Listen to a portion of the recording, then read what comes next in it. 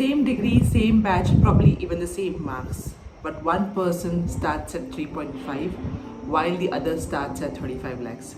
And this is not about intelligence. This is something that people don't explain properly. I have sat in those hiring process where the difference between two candidates was not the talent. It was the exposure. One person understood how the system worked while the other understood how to study well. Now, this is the problem with Indian middle class, right? We were told that, study, do well, take up job, get your engineering seat, job with some well-known IT companies in India, and life is sorted. But that's not how it works now. The market has changed quietly, very quietly.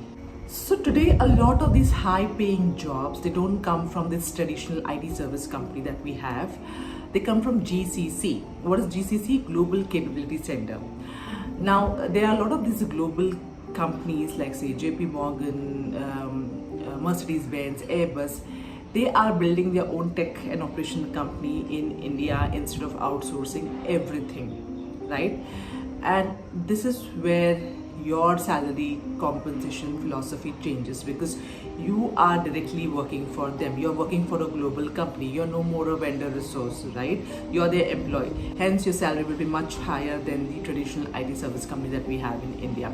Now, India has close to 2,000 GCCs. They are spread across, Pune, Bangalore, Jaipur. And this is something which is very important.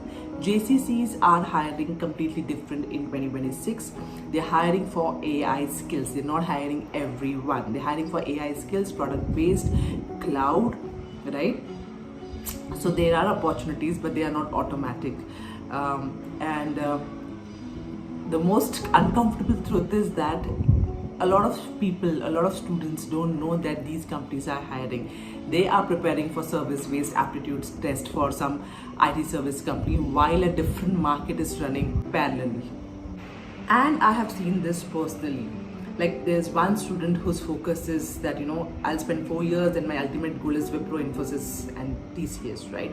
And there's one student who is learning, like say 3 things, learning AI tools, building GitHub, learning product thinking, and after 4 years of engineering, they both entered the different market, right? Because one was aware what is GCC in the second year, and the other whose focus was Wipro TCS, they get to know about GCC in the placement during the placement time. So that's the difference, and that's the gap.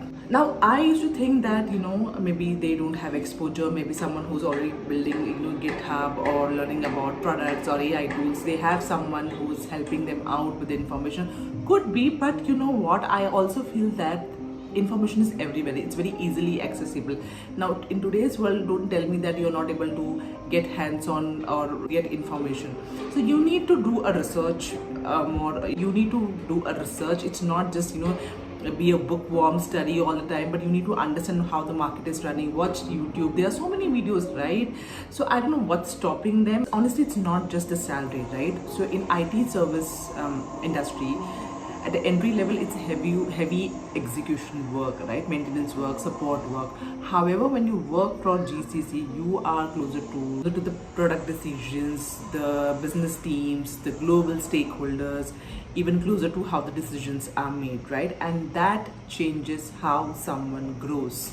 See, this is not about shaming IT service jobs, right? It's totally fine. But if you do know that what is the difference between these two, and you still choose to get, and you still want to get into an IT service industry, that's fine. Because see, anyway, you've been placed, you got a package of say 3.5. It's a well-known branded company. The panic at home reduces. So you know that you're placed internally. All that is fine. But the kind of exposure that you get, imagine you've been already segmented in the market, right? As soon as you enter, right? Your first experience is posted on your resume. Now at entry level, you will be doing, in fact, if you're working in an IT service company, you'll be doing a high execution work, while if you're working for some GCC, your exposure will be completely different. And that is the difference I am talking about. Your exposure in terms of the way you interact with the stakeholder management, the way your work speaks for you, the way you think, the strategy, the salary, the mobility, everything changes. but unfortunately a lot of students or people don't realize at 21. That is why we all wake up after 6-7 years and think that, Array, I have worked so much, I've worked so sincerely, why am I doing what am I doing, right? So that is when we realize, but that's too late when we realize it, unfortunately. By that time the gap becomes too massive, right? Your career is not shaped because of your effort, it is shaped because of information, because of the environment, because what you normalize early on in your career, right? Some people are preparing for the company while others are preparing for the market. They are entirely two different things, and the earlier you understand which group do you belong to, the better.